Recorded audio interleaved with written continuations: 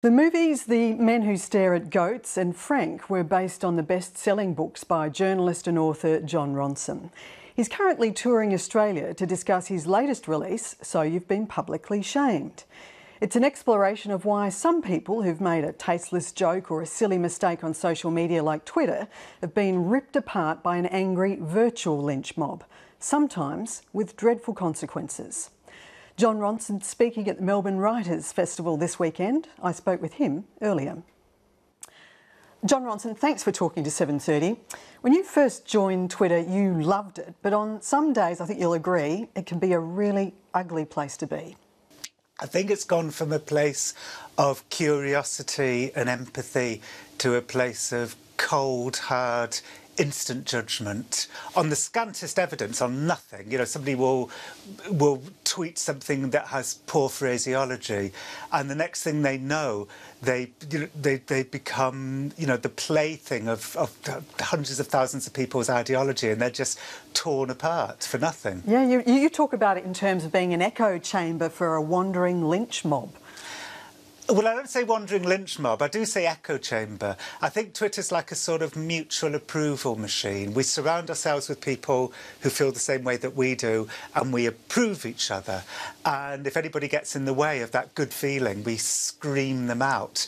And, you know, tech utopians call this a new type of democracy, but it isn't. It's the opposite of democracy. In a democracy, you listen to each other.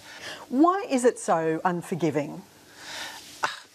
You know, I think by and large it comes from a good place. People are trying to do good. People are trying to be compassionate. So in my book I write about a woman called Justine Sacco who, just before getting on a plane to Cape Town, tweeted, "Going to Africa, hope I don't get AIDS. Just kidding, I'm white."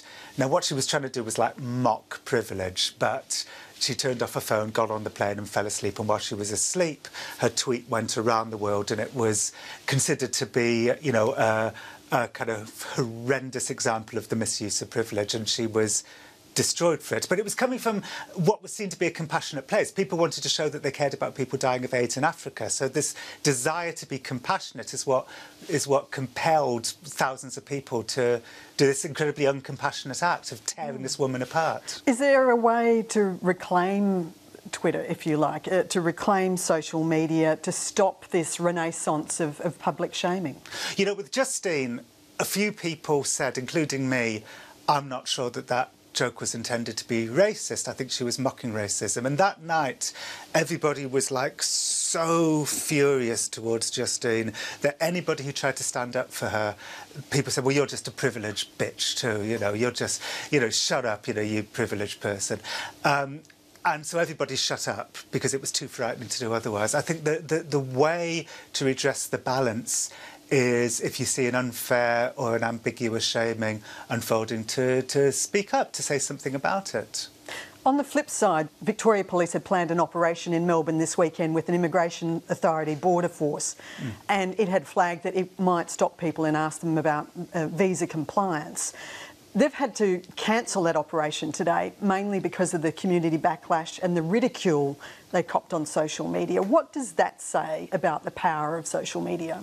Well, I mean, that's obviously social media using its power for good against a political decision that clearly hadn't been thought out well. You know, social media is this very powerful thing, and when the power is being used for good, or being used in appropriate ways, it's a great thing. But the problem is that we are no longer being able to distinguish between serious and unserious transgressions. So a government doing a stupid policy is being treated with the same level of derision as somebody who tells a joke that comes out badly, and everybody just kind of turns ferociously on that person instead. You know, we have the power now. What happened today in Victoria proves that we have the power now. We like to see ourselves as powerless, punching up, but actually we have the power now.